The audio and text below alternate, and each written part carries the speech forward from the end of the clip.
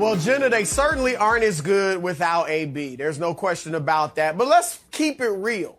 They didn't look like the best team in the NFC, even with Antonio Brown, or even with Chris Godwin, for that matter. Green Bay has clearly been the best team so far this year, and the Buccaneers are banged up. All right, so there's all that. Now, I was saying since Tom Brady's last season in New England that he no longer is good enough to carry like mediocre skill position players to the promised land. And that's why he did so well last year in Tampa Bay, because they had tons of talent at the skilled spots. But here's the thing. I still think they have great talent. It's no longer arguably the best receiving core in the league, but you do still have the great Mike Evans. You do still have the great Rob Gronkowski and two other pretty good tight ends, O.J. Howard, Cameron Brate. I expected to see him going a lot more to the tight ends now. And I'm not all out on these receivers who are going to have to step up and fill the shoes of Godwin and Brown.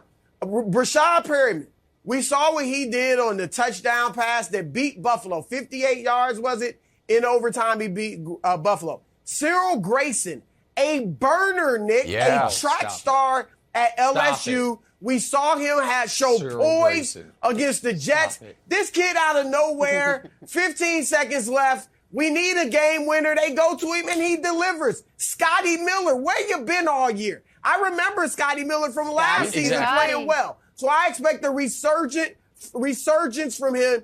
And, of course, my man Leonard Fournette's coming back, too, I think. So, Nick, maybe. I know you want to pour water on the Buccaneers, but I'm still with them. They were my preseason pick in the NFC, and I'm sticking with Tom Brady and the Buccaneers to rally and get this thing done. Yeah. Unfortunately, Broussard, this is going to go like all your other preseason picks. Aside from the Chiefs one, it's going to go in the waste bin of history. Your dark horse MVP, your actual MVP, your NFC champion, all of your Saints are frisky, all this stuff. It's all gone and goodbye. No, frisky. Listen, here's the deal. Here's what the Bucs have going for them. They are almost assuredly going to get Philly in round one. If you play with the different playoff scenarios, 8 out of 10 of them involve the Bucs getting Philly in round one. So they'll win round one. That's fine. After that, it's awful tough sledding. And there are a few things Broussard said there about the receiving core that I take issue with. One is, you just said it as a given. You have the great Mike Evans. That's, to me, at this point of his career, a slightly liberal use of the word great. Would Mike Evans be the best receiver on the Packers? No.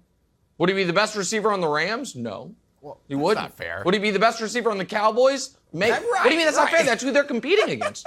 Wilds, that is literally the team would Ja Morant be the best player on the Lakers? Would Ja Morant be the best player on the Lakers? Hold on. No.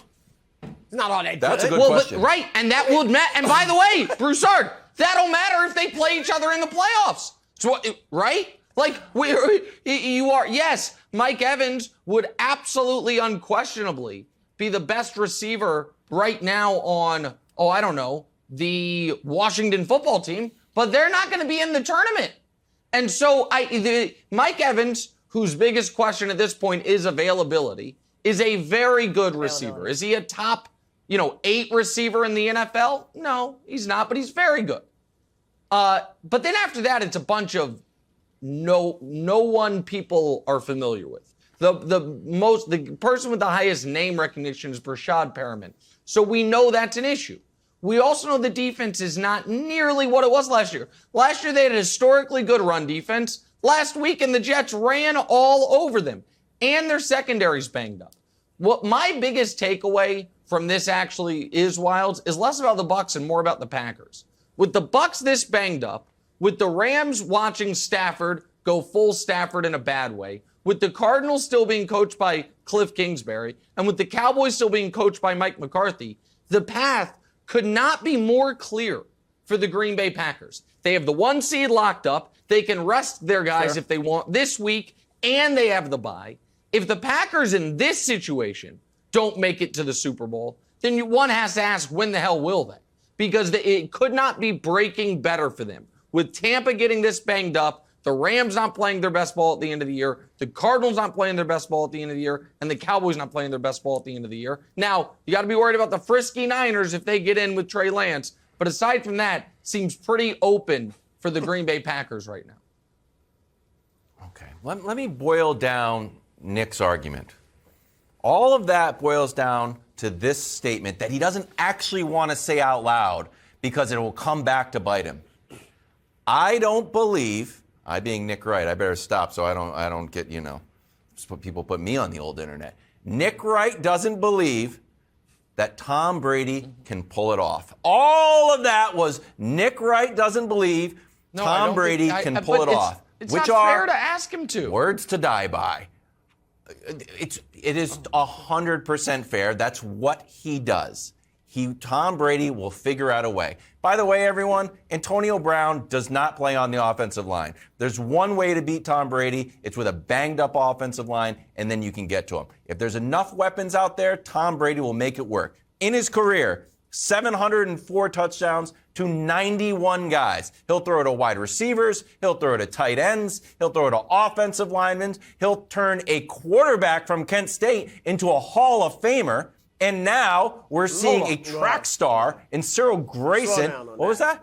Yeah, I know he's not in yet. I apologize. He's not in yet. I apologize. We're seeing Mr. Grayson go for 12 receptions, 212 yards. He's 10 for 12 catching passes from Tom Brady. This guy will step up, and Tom Brady will turn him into a great player. Go ahead. Hold on. Go ahead. Wilds. Then let me ask you a question. Yeah. Then why was he so attached to Antonio Brown? If who's catching the balls doesn't matter. I don't know. That's the $1 million question. Dinner time conversation. No one knows that. His great personality. He's just a great guy to hang out with. They discuss music. He's a legitimately or is it because he knew he needed him? Yeah, it's because he knows Broussard's right. That he needs as many weapons as possible. Yes. And so guys, hold on. How can both these things be true? I think these guys can be weapons. How can it be true? Yeah. Well, then you don't. I didn't even mention Tyler Johnson. Finish. I didn't even mention Tyler Johnson. I liked him last year when his little bit moments. Because he made one catch against Green Bay last year. It's the only moment he had the 3rd and 10 that Aikman fell out of his chair on. I remember it too. And Scotty Miller made one catch that we all remember right before halftime. We remember these individual moments on the Bucs' magical run last year. But wait a second, guys. We can't say that what happened to Brady at the end of his time in New England? Oh, they didn't have any weapons. What happened with the Bucs last year? Agree. Oh my God, they had all these weapons. Godwin, Brown, healthier Evans, Gronk back, fresh off the year. And now some of those guys are gone. We're like, oh, it won't matter. One of those things has to not be true. I don't know which one. It can just be that Brady is better than he was 2 years ago, Broussard, but one of them, at least one of them, has to not be true. Here's the thing, Nick. Everybody can't play. The reason you didn't see more of Tyler Johnson, of Perryman, of Grayson, even of Miller, who you had a highlight moment. The reason you didn't see more of them was because you had Godwin and Antonio Brown. All right, I can only play so many. I think these dudes are really good. And you got 2 of them who are flat out speedsters, all right, in Grayson and Miller. So I'm telling you, watch out. Tampa Bay is not going away just yet, Nick. Thanks for watching. Subscribe here to get the latest from the show. Also, be sure to check out more of the best clips from First Things First, or go watch a few segments from our other shows on FS1.